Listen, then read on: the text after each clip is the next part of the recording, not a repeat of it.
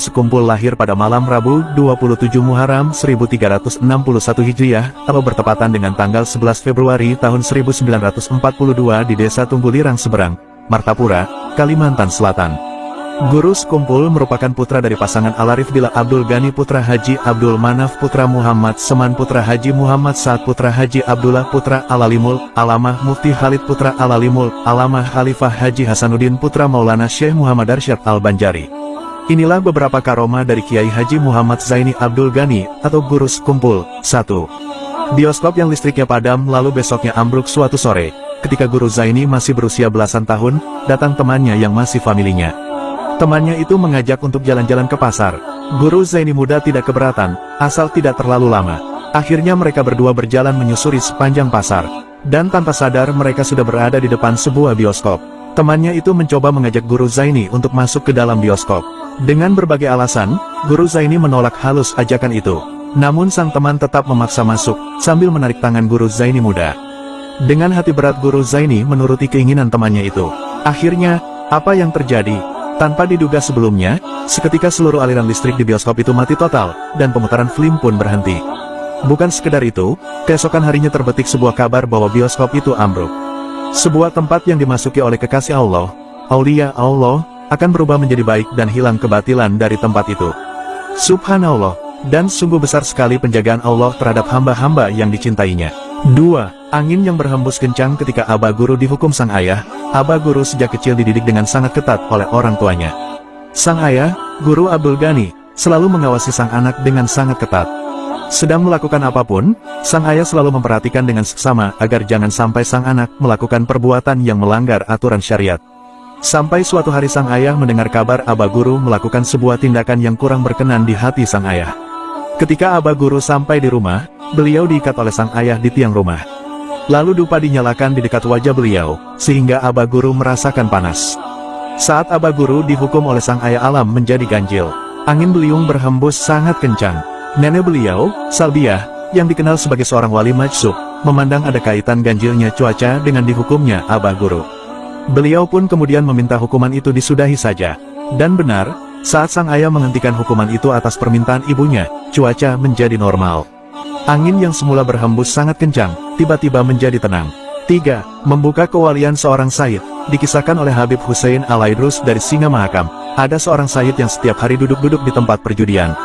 Sampai suatu saat ajal datang menjemputnya, orang-orang kampung tidak ada yang tahu siapa dia sebenarnya.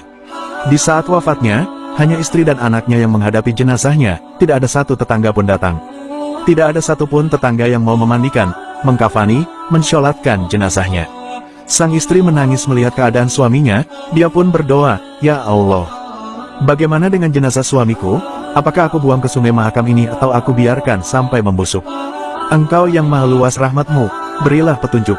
Tiba-tiba masuk seorang tampan tinggi rupawan mengucapkan salam.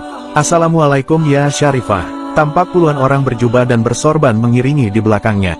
"Waalaikumsalam warahmatullah." Saat melihat sang guru, si Syarifah tersentak kaget bukan main. Yang datang adalah Al-Imam Al-Kutubul Aqwan As-Syekh Muhammad Zaini bin Abdul Ghani Sekumpul. Syarifah bertanya, "Kapan pian kesini guru? Kaltim dan Kalsel sangatlah jauh, apalagi kami di daerah Hulu Mahakam Kembang Janggut ini." Jawab Guru Sekumpul, "Allah yang memudahkan." Tiba-tiba dari luar banyak orang kampung datang, dan terperanjat seketika tahu yang datang Guru Sekumpul. Maka mereka keheranan dan salah satu dari mereka berkata, "Wahai guru, ini adalah orang yang senang berjudi, tiap hari duduk-duduk di tempat perjudian."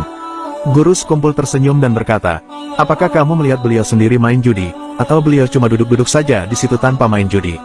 Sang penduduk terdiam. Kata Aba Guru Sekumpul kemudian, "Beliau ini yang tiap hari kalian lihat di tempat perjudian adalah seorang zuriat Rasulullah. Beliau ini yang jadi penyandang bala di kampung sini. Beliau ini yang setiap malam pada saat kalian tidur beliau bangun dan sholat tahajud mendoakan kalian. Beliau juga yang rela setiap hari duduk di tempat perjudian berzikir dan memohon ampun untuk para penjudi agar mereka sadar. Tapi kalian tidak tahu, kalian cuma melihat dengan pandangan zohir saja. Beliau tidak terkenal dalam pandangan masyarakat bumi tapi sangat terkenal di langit." Maka para penduduk menjerit dan menangis. Yang biasa berjudi langsung sujud dan memohon ampun kepada Allah. Lalu jenazah beliau dimandikan, dikafani dan disolatkan, hingga diantar ke pemakaman. Hujan pun turun dengan derasnya usai pemakaman. Janganlah kalian seperti itu. Walaupun dia berperilaku seperti itu, tapi sebenarnya dia tidak seperti itu. Berprasangka baiklah dengan makhluk Allah, dan hati-hati, kalau itu zuriyah Sayyidil Wujud Shallallahu Alaihi Wasallam, kalau tadi tetap dibiarkan seperti itu, sampai Syarifah itu sakit hati. Tenggelam nanti desa kalian ini. Murka Rasulullah, murka juga Allah. Setelah itu Aba Guru sekumpul beserta rombongan pamit pulang naik kapal, tapi ada yang aneh. Kapal yang ditumpangi Aba Guru sekumpul beserta rombongan itu tidak nampak lagi di Kaltim, sepertinya itu kapal Alam Jabarut. 4. Harumnya baju melebihi harumnya kasturi. Karomah ini dikisahkan langsung oleh Umi Ella, Ibunda Muhammad Amin Badali dan Ahmad Hafi Badali, bahwa Aba Guru Zaini sering memakai kaos putih apabila tidur, yang mana kaos putih itu bau harumnya Masya Allah, sangat harum melebihi minyak harum kasturi. Padahal di rumah itu tidak ada yang punya minyak harum seperti itu, bahkan Aba Guru juga tidak memilikinya. Aku cuci, kata Umi Ella, masih saja ada bau harumnya. Umi Ella bertanya, bau harum apa ini awet sekali tidak mau hilang? Dijawab Aba Guru, bagaimana bisa hilang baunya kalau kotanya ilmu datang terus? Umi Ella faham kalau Aba Guru itu sering didatangi Rasulullah Shallallahu Alaihi Wasallam. 5. Membelah diri. Ada seorang murid yang termasuk dekat dengan Aba Guru sekumpul menceritakan ketika ia berkunjung ke rumah Aba Guru sekumpul. Saat itu rupanya Aba Guru sekumpul sedang asyik menceritakan sesuatu. Tanpa terasa waktu salat tiba dan si murid menunggu Aba Guru sekumpul untuk salat bersama. Hingga Aba Guru sekumpul bilang, ayo nang aimun nyawa hendak sembahyang badahulu. Silakan kamu bila mau sembahyang dahulu. Si murid lalu masuk kamar, ternyata ia melihat Aba Guru sekumpul sedang salat dalam posisi ruku.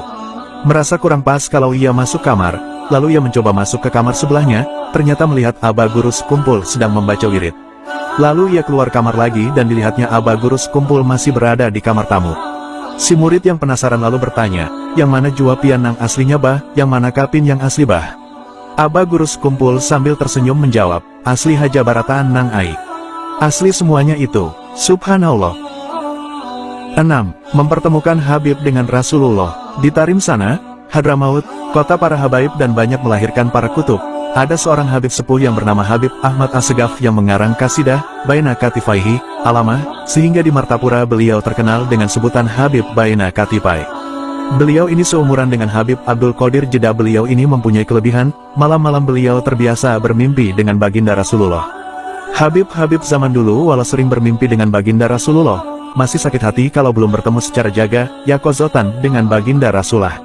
Akhirnya beliau mendapat isyarat dari Rasulullah dalam mimpi, Ahmad, kalau kamu ingin bertemu saya Rasulullah, maka temuilah Zaini, guru sekumpul, orang Martapura, Banjarmasin.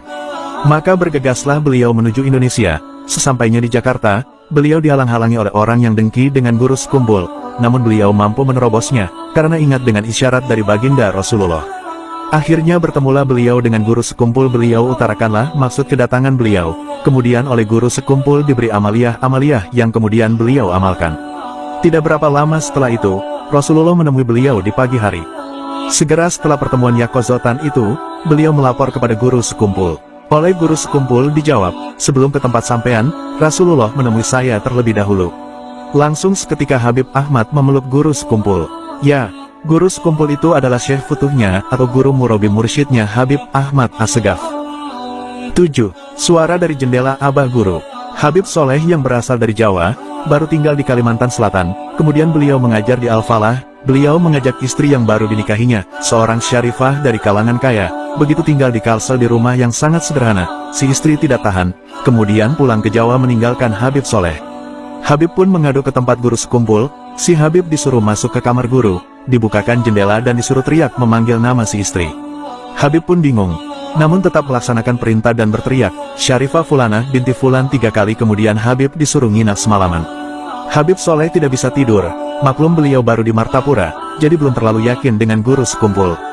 Di dalam hatinya seperti menyangkal, apakah aku konyol berteriak di jendela malam-malam, sampai subuh Habib ikut berjamaah walau mengantuk. Sehabis wirid baru bisa tidur. Sekitar jam 9-an dibangunkan dan diajak ziarah ke Habib Basiri oleh guru sekumpul. Habib pun ikut, walau hati masih bimbang, namun tak berani protes. Tatkala sampai di landasan pesawat terbang, ada pesawat akan mendarat, kata guru, di pesawat itu ada istri kamu. Kalau tidak percaya ayo kita masuk ke bandara. Mobil pun masuk ke bandara. Si Habib disuruh turun, guru tetap di mobil. Ternyata benar, istri Habib turun dari pesawat yang mendarat tadi, langsung dibawa masuk ke dalam mobil. Lalu guru bertanya, Fah, kenapa kamu pulang ke Banjarmasin? Syarifah menjawab, Tadi malam ketika saya tidur, tiba-tiba ada suara suami saya memanggil 3 kali, langsung saya bangun dan pesan,